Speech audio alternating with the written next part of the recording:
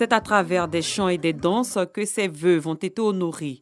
Remise de cadeaux, de vivres et de non-vivres ont marqué cette cérémonie. Pour Akafé Céline, présidente de l'ONG Bethel Food International, ces femmes doivent être célébrées et magnifiées à chaque instant. N'ayant pas d'époux, elles se battent pour assurer au quotidien l'avenir de leurs enfants. Elle a par la suite demandé aux hommes de bannir toute forme de violence basée sur le genre. D'autres n'ont pas d'enfants, d'autres ont fait, mais qui sont dans des situations difficiles. Donc chaque année, nous organisons cette fête pour les égayer, pour leur donner un peu l'amour, un sourire, et puis pouvoir aussi les aider, ne serait-ce qu'un gobelet d'eau, un gobelet de riz, pour pouvoir préparer un peu d'huile, savon et pagne même. On a payé même des pagnes pour donner, on fait cela pour que les mamans puissent avoir, ne serait-ce qu'un sourire. Heureuses, les veuves ont exprimé leur gratitude à l'ONG Bethel Food International pour ses actions en leur faveur, mais aussi pour l'assistance qu'elle apporte aux femmes de Dabo en particulier et de Côte d'Ivoire en général dans le cadre de leur autonomisation. Prestations artistiques et sketchs ont mis fin à cette cérémonie d'hommage aux veuves à Nouvelle-Oussrou. À cas innocent dans les locaux de la Croix-Rouge au Plateau, des locaux transformés en lieu de collecte de sang. Après différentes formalités, il se fait prélever.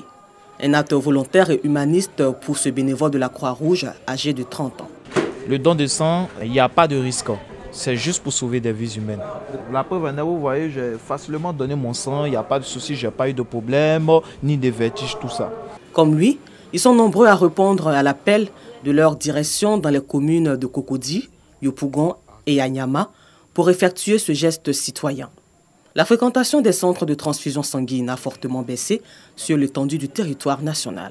Cette activité de don de sang fait partie de notre mission, de notre mandat qui est de protéger la vie et la santé et de faire respecter la dignité humaine. En tant que jeunes, nous avons lancé un challenge dénommé un comité local 50 poches de sang par semaine pour pouvoir faire face à ce manque de produits sanguins dans les hôpitaux. C'est un acte humanitaire, donc c'est la raison pour laquelle j'encourage tous les Ivoiriens de venir donner leur sang parce que c'est très important pour pouvoir sauver des vies. Quand tu n'as jamais été dans le cas où tu dois demander une peau de sang, aller courir dans de clinique quelqu'un pour toi, demander une peau de sang, tu n'as pas l'importance de pouvoir donner ton sang pour sauver des vies. Dénommée une poche de sang égale à une vie sauvée, l'opération a vu également la participation de bénévoles comme ici dans la commune d'Anyama. Le Centre national de transfusion sanguine exprime donc sa reconnaissance aux donateurs tout en souhaitant que d'autres communautés s'en inspirent pour sauver des vies humaines. Il est pratiquement 10 heures, nous sommes plus ou moins une centaine de poches.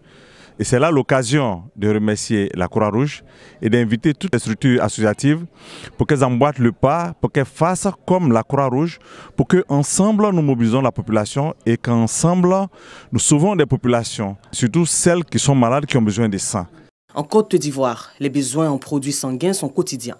Cette opération, qui a enregistré plus de 300 volontaires, permettra donc de renforcer le stock de produits sanguins au niveau de la banque de sang.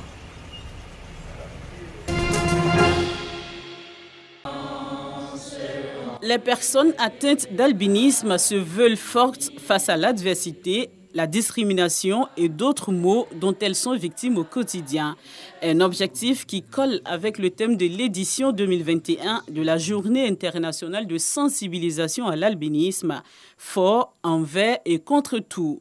Lors de la célébration de cette journée, les albinos de Côte d'Ivoire se sont réunis à la Bibliothèque nationale à l'initiative de la Fédération des associations et organisations des personnes atteintes d'albinisme, FAO-BACI, pour s'informer et se motiver. Ce que j'ai retenu, c'est que nos autorités et le grand public doivent réellement prendre en compte la question de l'albinisme dans tout ce qui est quotidien. Je me sens bien, je sens qu'au travail, je dois encore faire plus d'efforts pour être parmi les meilleurs. Avec l'institution de la Journée internationale depuis 2015 à nos jours, nous avons constaté des légers avancements du fait de la volonté politique qui s'est traduit par la ratification de la Convention des Nations Unies, par la reconnaissance des personnes vivant avec un handicap dans la Constitution, et puis aussi à travers le recrutement dérogatoire à la fonction publique. Malgré cela, les personnes vivant avec l'albinisme continuent d'être victimes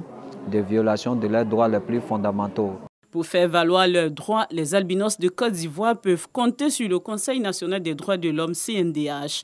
Ils bénéficient également du soutien du ministère de l'Emploi et de la Protection sociale.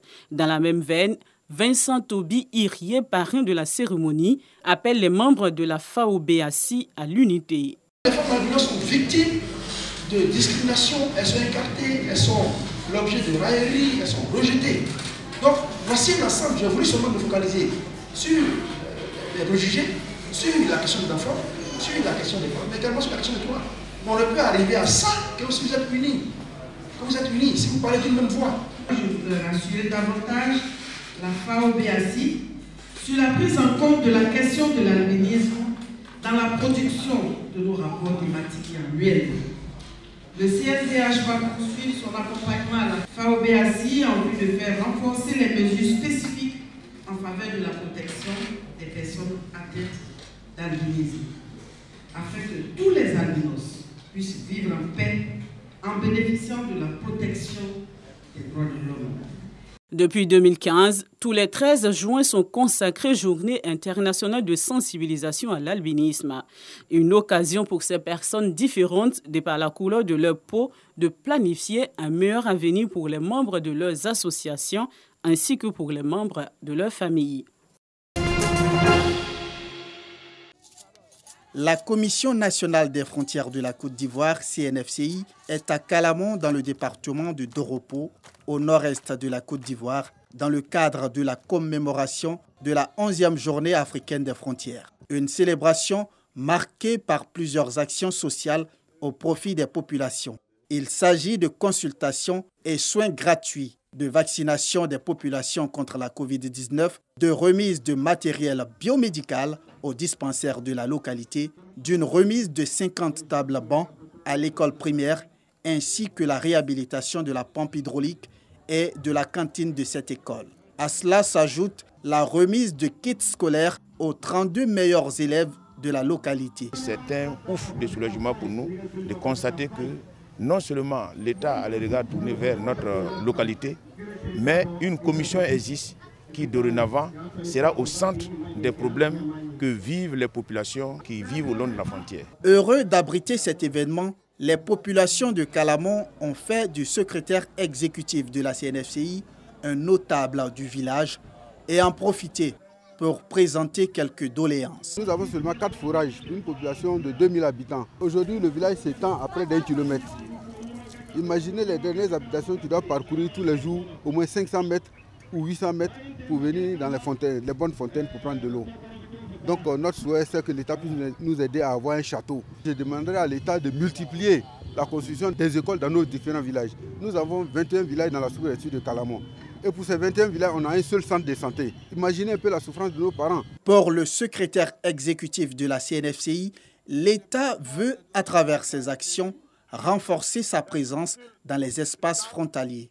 Calamon est la démonstration que le gouvernement est désormais dans les zones frontalières avec les populations. Elles doivent oublier le sentiment d'abandon qui trottine dans leurs esprits. Le gouvernement est là, à travers la Commission nationale des frontières, pour apporter des solutions à leurs problèmes. La 11e journée africaine des frontières à Calamon a été l'occasion pour le coordonnateur régional de la GIZ, partenaire du projet, d'appeler les populations au vivre ensemble. Quant au préfet de la région du Bunkani, Joseph Pandro, il a sensibilisé les populations sur les dangers liés à l'orpaillage clandestin, un fléau qui mine la région. En Côte d'Ivoire, la célébration de la Journée africaine des frontières est à sa 2e édition.